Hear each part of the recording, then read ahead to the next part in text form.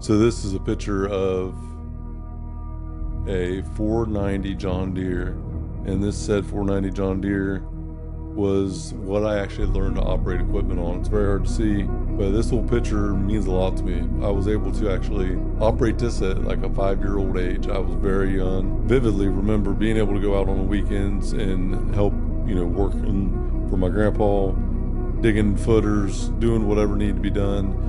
And I had a blast operating this equipment. I'd rather be sidelined trying to achieve greatness than watch greatness achieved and it only set on the sideline. Now introducing your host, Jacob Emery. This episode of the Iron and Infrastructure Podcast is brought to you by R&R Pipeline Inc., an infrastructure company. Join our team today at rrpipelineinc.com. Looking back at these is so cool. Cross-country jobs, all kind of fun stuff. I think this one might take the cake here. It's amazing I still remember this kind of stuff because it was a very long time ago, but nonetheless I do. Well, let's talk about this one first. So here we are. It's a little video. It's my first experience holding someone on a dozer. So I'm holding someone on that dozer and basically we're on the side of a hill. We're in the mountains, kind of. It's as mountainous as you're going to get for Ohio, but southern Ohio, closer to West Virginia. And the track hoe is on the hill digging in the pipe, and the hill is so steep, it has to be held by a dozer. So the person on the dozer has a winch cable and just basically supports the person on the track hoe so it can stay on the hill and dig. And there's a lot of communication that has to be involved. We used to do like one beep, you would pull it in, 2 beeps, you let them out on the slack of the winch. But nonetheless, it was something that I used to love. It terrified me the first couple of times I did it. I'll never forget in Woodsfield on this job, and it might have been close to this day, where the person digging on the track hoe was horrible communicator. He would just go and he would come up, and then he would never tell me to like pull the slack out of the winch. He would try to go back down the hill, and it didn't have slack, so he's pulling the tension, and it's like pulling apart. Well, he did it one too many times, and lo and behold, guess what happens? It snaps. I thought the guy was dead. So I can't see nothing but over the hill barely. So I can see the rear end of the track hill on the edge of the hill. And it's just right on that teetering point. And the winch snaps and the guy starts going downhill. Luckily, by the time I got there, he was fine. He had just slid down the hill, but it was a literal rock cliff. It went straight down and it terrified me. It really did. But what a learning experience that was. I was very young. We needed the people to learn how to run the equipment.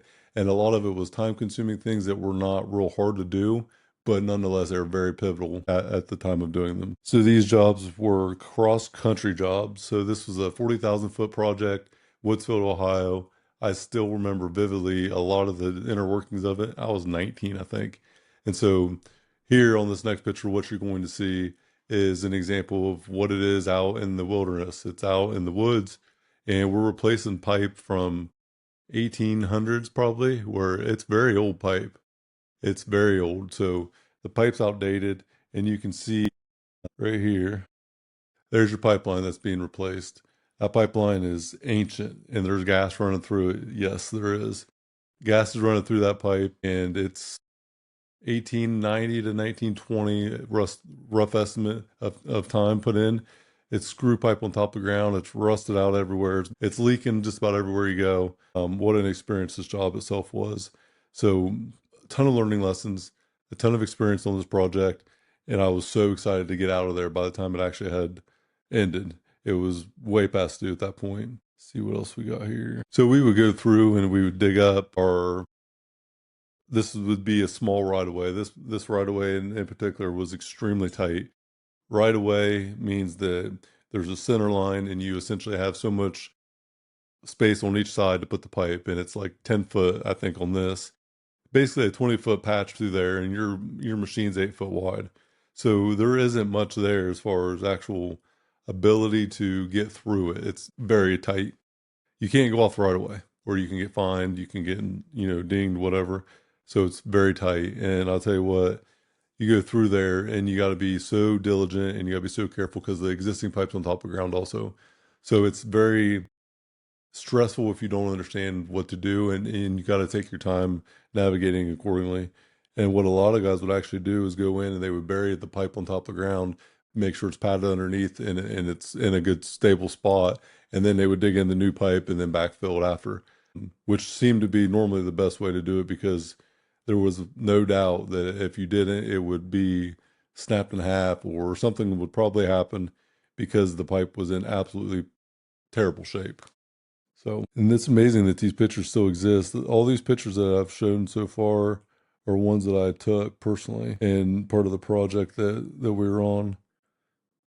This is very interesting. For whatever reason, I did capture a lot of good moments, during the projects where I don't know why I did. I didn't really think about it consciously, I guess, at the time, but nonetheless, I did, and I'm glad now looking back I was able to. See what else we can find. See if I can find a picture of my track hoe. So this is a pretty epic picture here.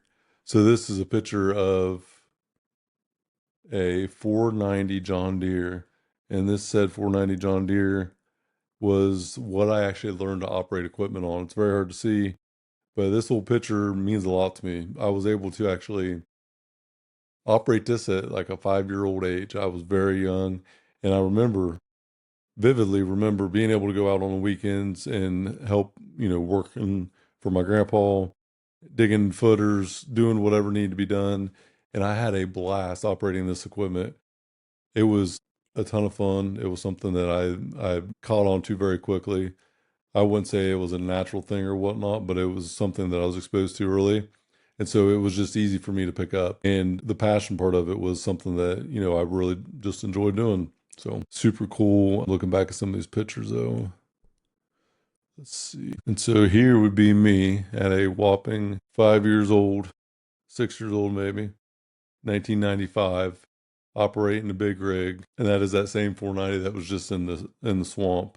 So this was a good time, at 5 years old to get out there and do this. And I loved it. It was a ball for me. So